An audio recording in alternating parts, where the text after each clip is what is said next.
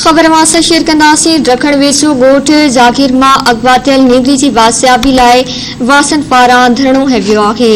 नूर ख़ातून शेख जे वासन पारां क़ौमी शहर ते धरणो हंयो, जे सबब ट्रैफिक मुअतल थी वई आहे। एहतजाज कंदड़नि जो चवणु आहे त नीगरी खे शहर बिरादरी सां माण्हू अगवा करे पिया आहिनि, बासियाब कराए वञे।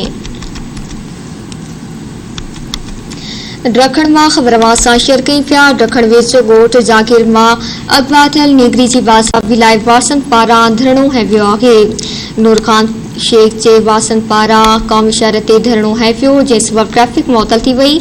एहतजाज कंदड़नि जो चवणु आहे त नीगरी खे शहर बिरादरी सां माण्हू अगवा करे विया आहिनि, बासियाब कराए वञे।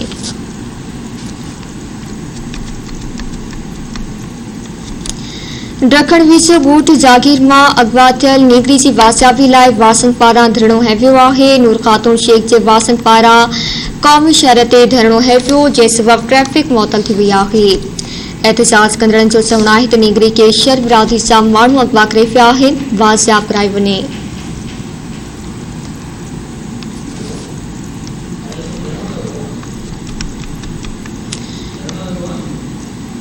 नूर ख़ातून शेख जे वासन पारां क़ौमी शहर ते धरणो हंयो, जे सबब ट्रैफिक मुअतल थी वई आहे। एहतजाज कंदड़नि जो चवणु आहे त नीगरी खे शहर बिरादरी सां माण्हू अगवा करे विया आहिनि, बासियाब कराए वञे।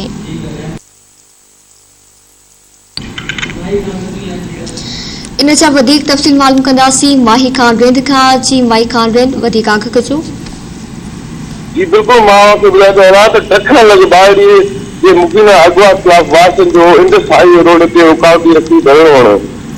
जॾहिं त मथे जी थाणे जे अॻु जागीर शेख रवासी शेख बिरादरी जे माण्हुनि औरतुनि ऐं मर्दनि गरी साहब खान इस्ताबत शिकार विरुद्ध नेशनल हाईवे रोड ते रुकावटूं रखी एहतजाजी धरणो हणे रोड बंदि करे छॾियो। जॾहिं त मुज़ाहिरीन बसरुद्दीन शेख, ज़ुबैर शेख ऐं ॿियनि ताईं चयो आहे त शहर बिरादरी जे माण्हुनि जेको आहे त असांजे नज़रिए ते अगवा कयो आहे। पुलिस उन्हनि खे जेको आहे गिरफ़्तार नथी करे, असांखे केस बि दाख़िल नथो करे।